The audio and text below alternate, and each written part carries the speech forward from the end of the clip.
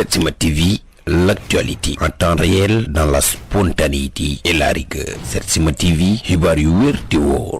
salaamaaleykum mbokki internet yu Setsima TV ñu ngi leen di nuyu di leen dalalaat ci seen beneen jataayu Setsima politique tey nag ñu ñëw seet si benn kàngam boo xamante ne bii ci wàllu politique ràññee nañ ko mais également ci wàllu social kooku di doomu Ndindi mais aussi doomu Sénégal boo xamante ne bii tey jii dinañ waxtaan ak moom ci parcours am waxtaan ak moom également ci lépp loo xamante ne bii def ko mbébét ci réewam Matar Sylla ñu ngi lay nuyu. Khadim maa ngi lay fay. di leen gërëm ci opportunité bi nga ma may tey pour ñu mën a seq waxtaan. dëgg la ci lu mën a jëriñ askan bi rawatina askan waa Ndindi.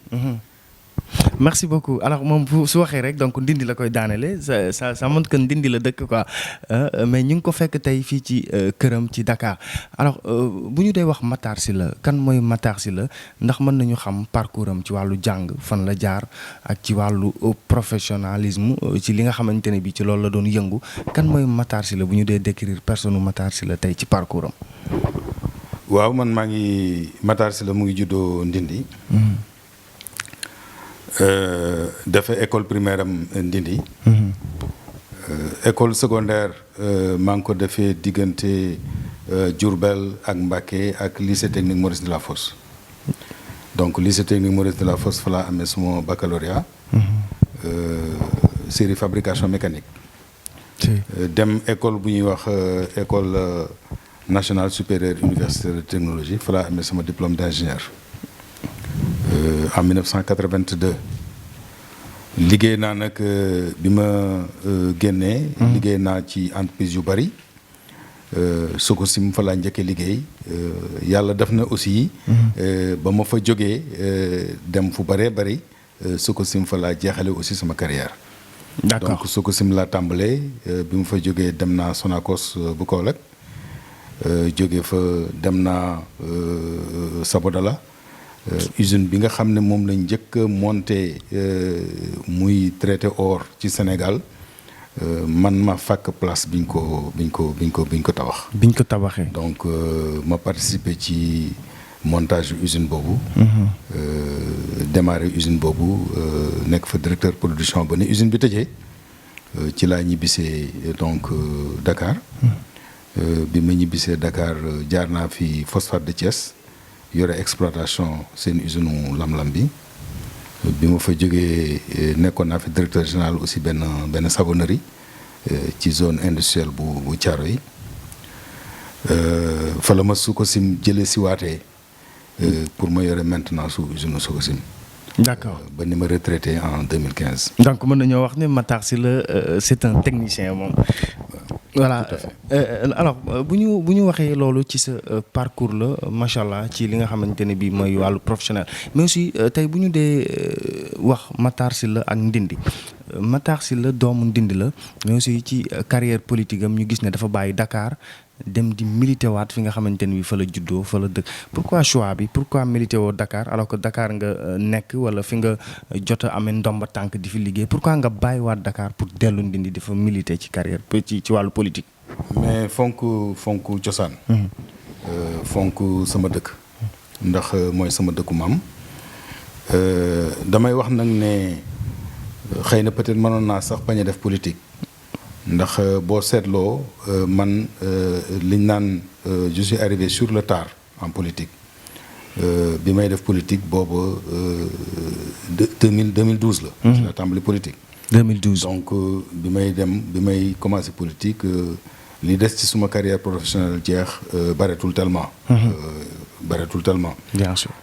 waaye yoreenu dëkk ba laa def prise de conscience xam ne. dëkk ba Ndindi ni nga xam ne ni lañ ko yoree xeeboon naa ko et jàppoon naa ne yoreen bi war na gën a mën a sell yoreen bi war na gën a mën a rafet ñi nga xam ne ñoom ñoo dëkk Ndindi waroon nañ gën a gis seen bopp ci ni nga xam ne nañ yore dëkk ba donc bi ma toogee def taxaw seetlu gis ne vraiment yoreen bi xeeb naa ko trop ci njëriñ boo xam ne bi moom la fa waa dëkk ba waroon am te amuñu ko jàmbat li bari na tumuranke bi bari na ci laa jógee ne damay dem dugg ci politique te bu may def kon politique damay dem fa nga xam ne fa laa dëkk ma dugg ci politique donc lii mooy li nga xam ne moo ma dugal ci politique. alors moo la dugal ci politique mais ñu gis ni par rapport ak ñenn ñi nga xam ne dañuy def politicienne wala dañuy dugg ci politique ngir lekk xaalisu askan wi tey jile Matar bi muy dugg ci politique macha allah d'après ndomba tànk yi nga waxoon amoon nga largement suffisamment macha allah loo dundee ba soxlawoo alalu askan. donc kon motivation la woon xaj na ci askan bi ndax itam xeetu motivation boobu motivé woon la tey ba léegi mën nañ koy gis ci politiciens yu Ndindy est-ce que da nga gisoon ne dañuy exploiter askan wi est-ce que da nga gisoon ne yorin ba dafa baaxul par rapport ak politicienne mais lan moo taxoon parce que Ndindy yàgg na am ay politiciens mais ba léegi Ndindy gisul boppam ci Sénégal. waaw mais expliqué naa la. xam nga dama ne la man. du ma politicien professionnel. defuma également politique muy suma carrière. bu ma ko doon def yaakaar naa bi may nekk ndaw 25 ans 30 ans ci lay dugg ci langue politique. te wax dëgg yàlla macha allah maa ngi suturlu. bu baax a baax a baax. donc bu ma duggee ci politique. dimbale askan wu Ndindy moo tax ma dugg ci politique. moo taxoon amul lenn loo xam ne bii lu ma ci séntu la li ma ñor rek mooy wuta nekk ci ñi nga xam ne bii ñoom ñooy soppi vraiment conditions yi nga xam ne moom la askan wi nekkee muy conditions yoo xam ne bii yu metti la. yorin ba bu ñu déggee nga ne yorin bi askan wi bi ñu yore woon Ndindy moo la metti ci côté ñi ŋànk mairie ba la ci côté autorité étatique yi la wala ci ban fànn la Ndindy neexul woon tey. xam nga bu ñuy wax yorin bi aujourd'hui avec la décentralisation yoreenu conseil municipal bi ak mairie moo tax ñuy wax. je pense que l'administration territoriale ñu ngi def seen liggéey ni nga xam ne nañ leen ko santé wante li nga xam ne moom mooy pouvoir déconcentré yi nga xam ne moom la état central jébbal communes yi communautés rurales yi avant parce que bi may dugg ci politique ay communautés rurales lañ. c'est par la suite que la ñu def communalisation intégrale bi ñu nekk ay communes. waaye yoreen bi ci boppam ni nga xam ne ne lañ yoree pouvoir déconcentré yooyu. mooy li nga xam ne moom moo sooxe. mooy li nga xam ne bii population bi ci seen bopp gis ñu seen wàll. ci wàll boo jël nag muy éducation. muy santé. ak lu mën doon rek boo ko seet dëkk yi nga xam ne bii moom la Ndindy tollool bari na sax tey ji ay communes yoo xam ne bii ba ñuy juddu Ndindy moo leen raw fuuf. tey jii Ndindy dafa des ginnaaw ci wàll bu bare. d'accord Matar ci wàllu politique est-ce que Matar nekkul di perte wala muy ñàkk xaalis parce que Matar dañu ne ci social lay dox moom dafay investir xaalisam ci askan bi dafay joxe alors que gañeegul dara ci wàllu politique da nga bëggul lekk xaalis comme ni ko politiciens di defee wala. non wutuma ci ngañaay.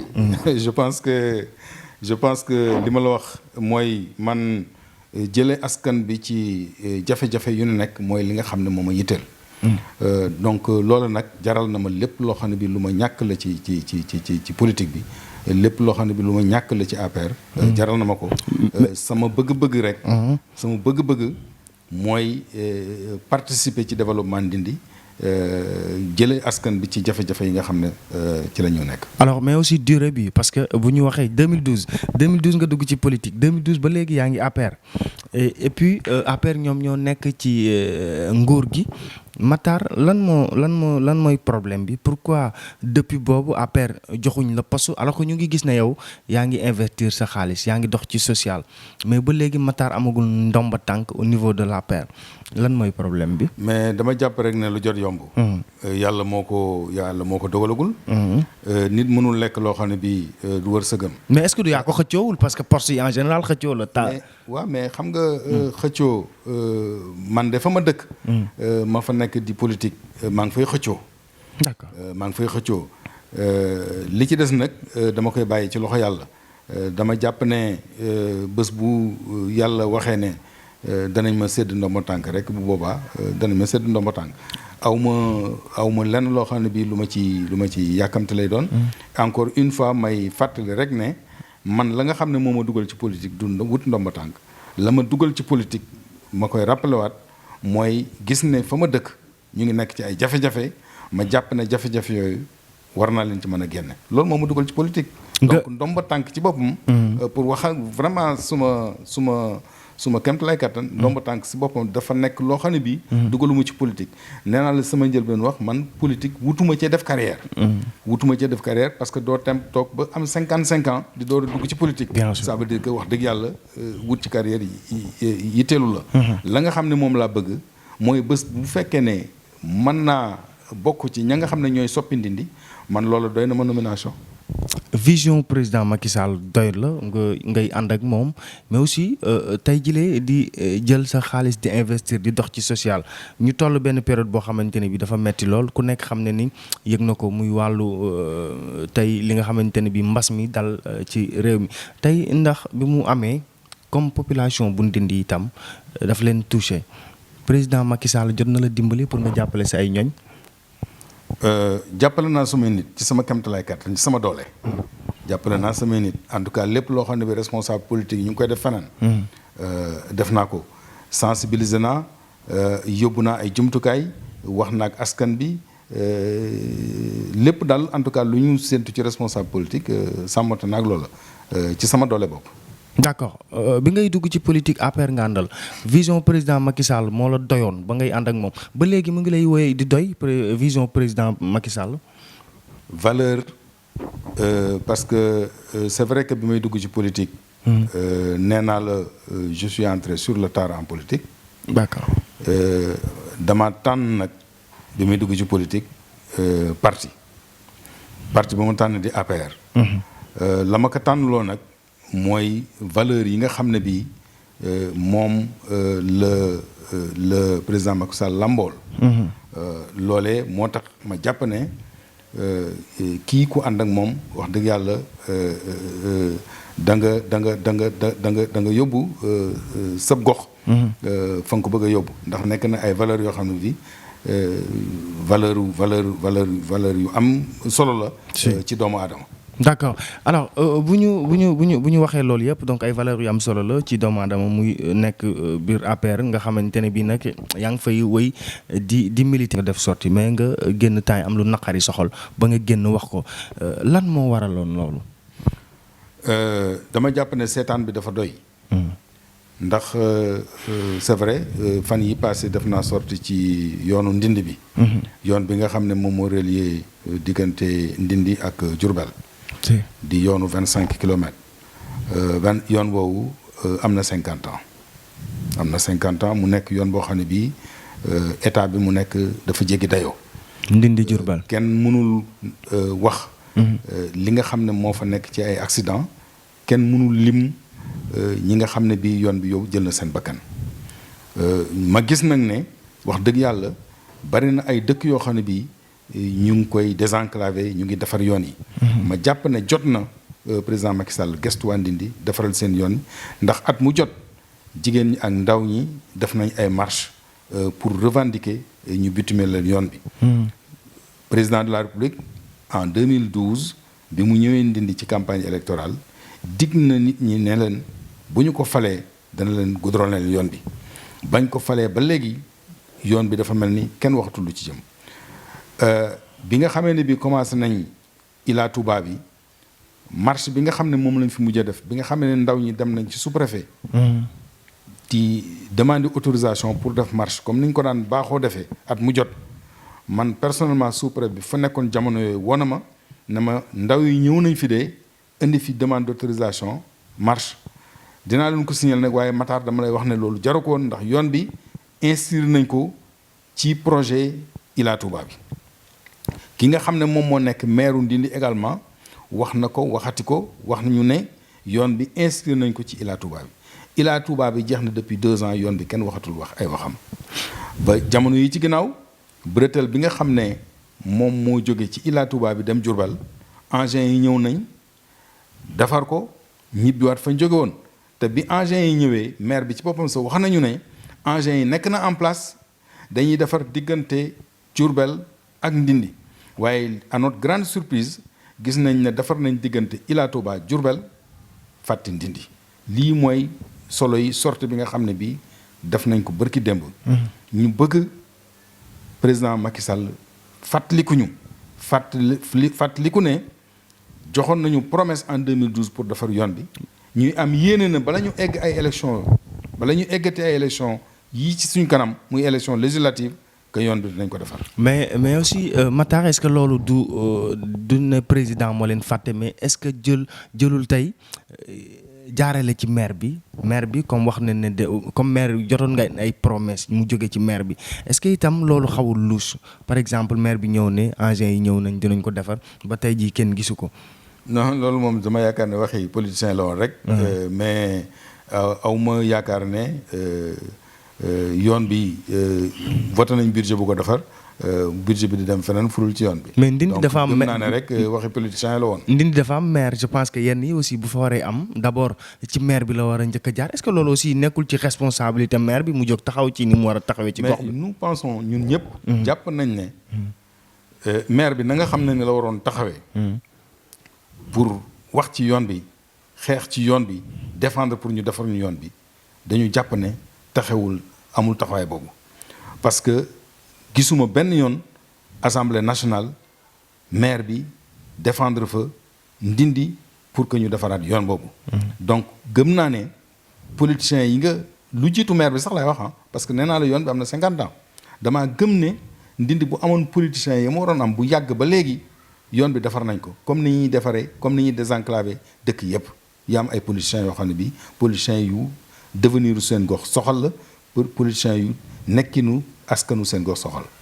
alors lan mooy ay perspectives Matar Sylla par rapport tey ak commune bu Ndindi est-ce que Matar xam na ci boppam loo xamante ne bii su ko defee Ndindi développé. ngir ëllëg ay perspectives am su amee ay moyens wu defar Ndindi est-ce que Matar am na xam-xamu defar Ndindi ba tey Ndindi mel comme yeneen communes yi nga xamante ne bi mu ngi leen di ñee. mais je pense que xam-xam bi moom mu ngi fi. parce que jàng nañ fi ñu war a jàngee.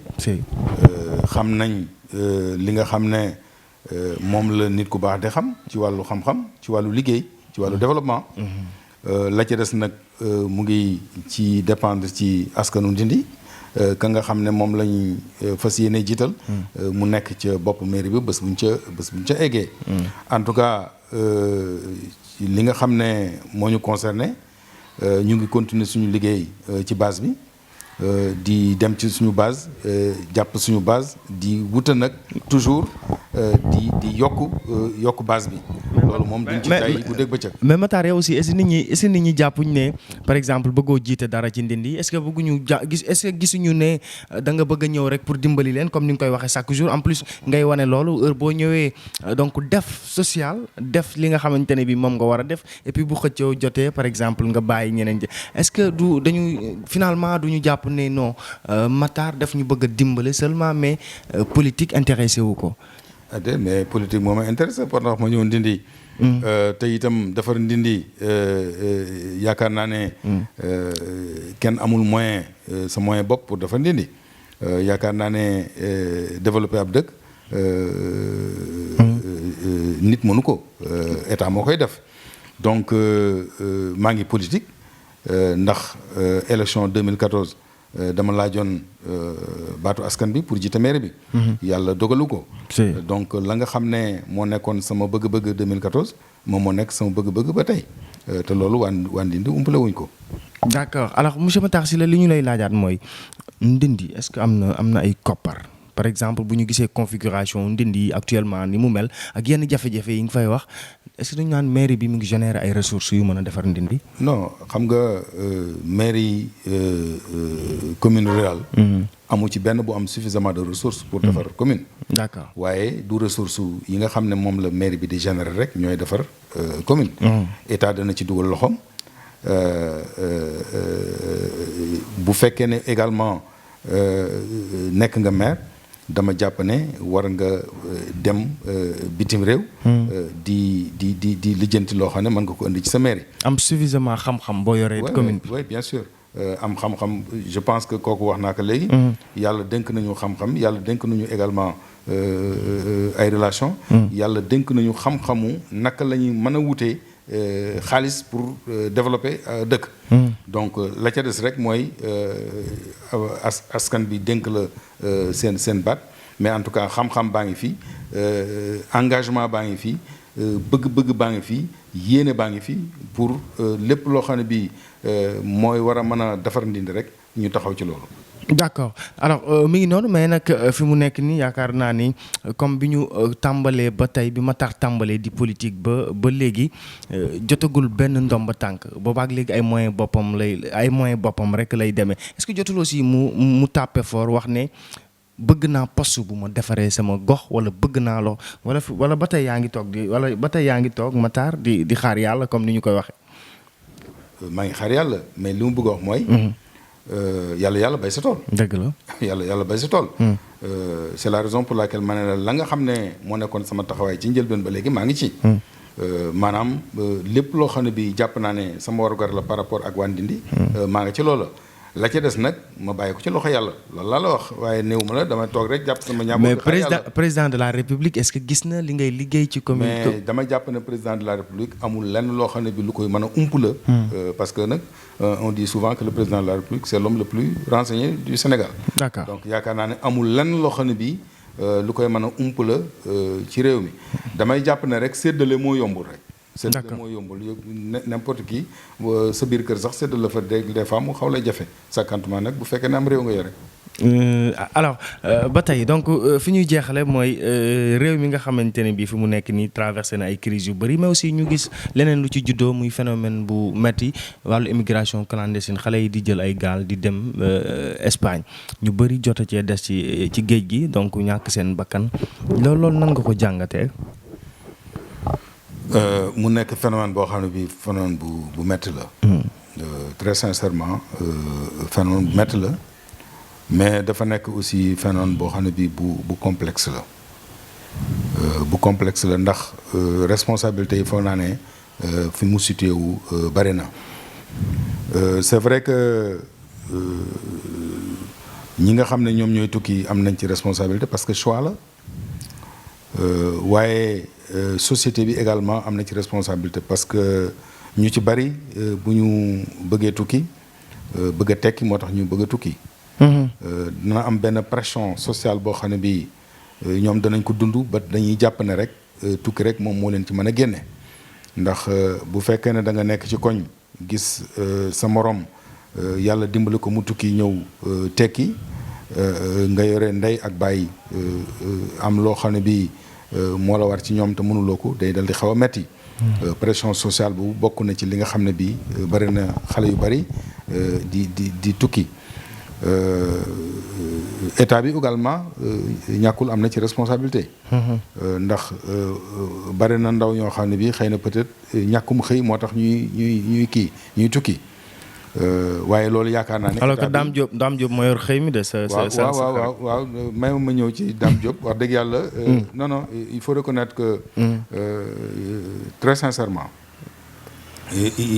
il a fait beaucoup au niveau de la formation professionnelle très sincèrement donc yóbbu na enseignement professionnel foo xam ne pendant 20 ans Sénégal defu ko wax dëgg yàlla il faut le reconnaître.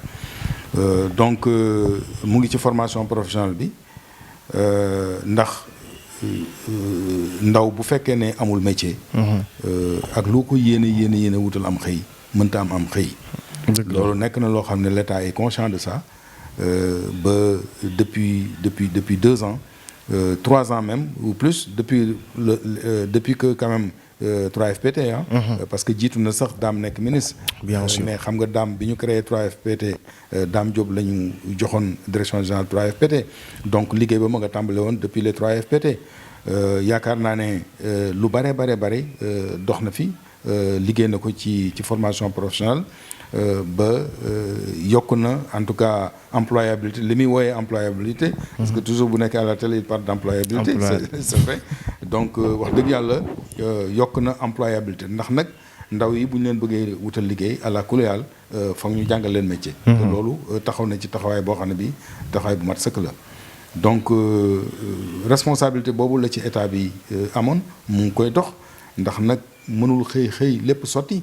ndax mbir mi dafa yàgg fa mu jóge dafa yàgg depuis les indépendances wax naa ne bu ñu xoolee saytoo forme doxewu ni ces dernières années wax dëgg yàlla def nañ ci jéego yu am solo mais nag c'est un travail de longue haleine mënul xëy sotti je pense que si on continue comme ça d'ici quelques années ndaw ñu bare dinañ leen may dinañ am métier boo xam ne bii danañ mën a tax même bu fekkee ne sax amuñu ay emploi yu leen mën a absorber ay emploi direct je veux dire yoo xam ne dañ dugal leen ci administration bi wala ci entreprise privée yi ndaw yi danañ war a mën a defal seen liggéey seen bopp maanaam li ñuy wooyee auto emploi donc yaakaar naa ne loolu wax dëgg yàlla état bi mu ngi ci def jéego yu am solo waaye daal war nañu dellu si ci famille yi conscientiser parents yi ñuy gën a saytu seen doom surtout jigéen ñi parce que